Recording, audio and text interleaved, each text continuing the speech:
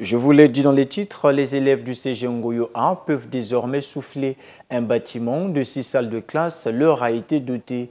Inauguré par le ministre des tutelles, ce nouveau bâtiment vient résoudre tant soit peu la question de la pléthore dans cet établissement. Peu après, le ministre Jean-Luc Montou a mis le cap sur le site qui va abriter le lycée général de Ngoyo.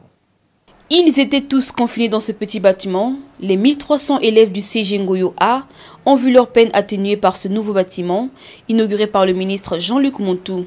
L'acte salué par l'administrateur maire de Ngoyo et le directeur départemental de l'enseignement général de Pointe-Noire.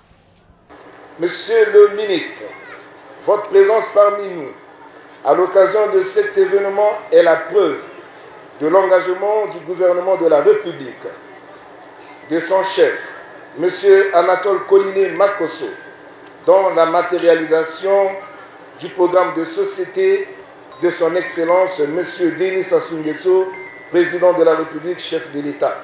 Ensemble, poursuivons la marche. Cette infrastructure, aujourd'hui acquise pour l'intérêt communautaire, devra être préservée et être à l'abri de tout type de vandalisme. À nos élèves et très chers enfants, sachez que l'école est un cadre d'apprentissage par excellence et non un lieu de violence extrême.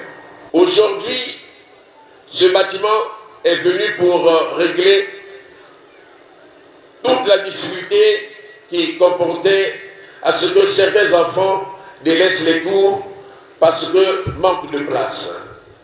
Je voudrais revenir à cet effet, à dire à Monsieur le ministre un grand merci pour toute l'abnégation à l'endroit de notre département.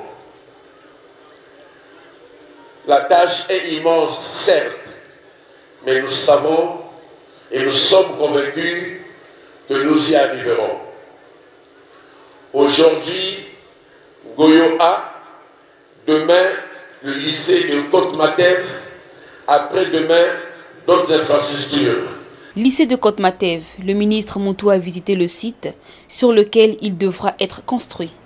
5 salles de classe pour 1300 élèves. En fait, les ratios, vous aurez compris que la question de la pléthore, elle était forte. Il nous revenait évidemment de la résoudre et c'est ce que nous avons essayé de faire. Mais en l'ayant fait, nous n'avons pas pour autant résolu le problème puisque ces enfants du collège de Ngoyo A aspirent à aller au lycée dans leur quartier.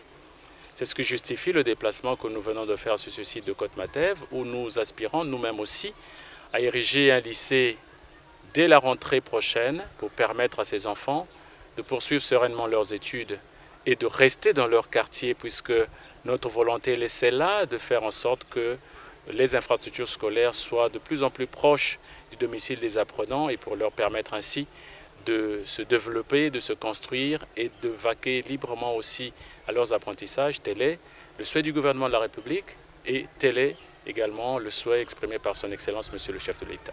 Le lycée de Côte-Matev, dont les travaux de construction vont être lancés, incessamment pourrait ouvrir ses portes dès la rentrée prochaine des classes.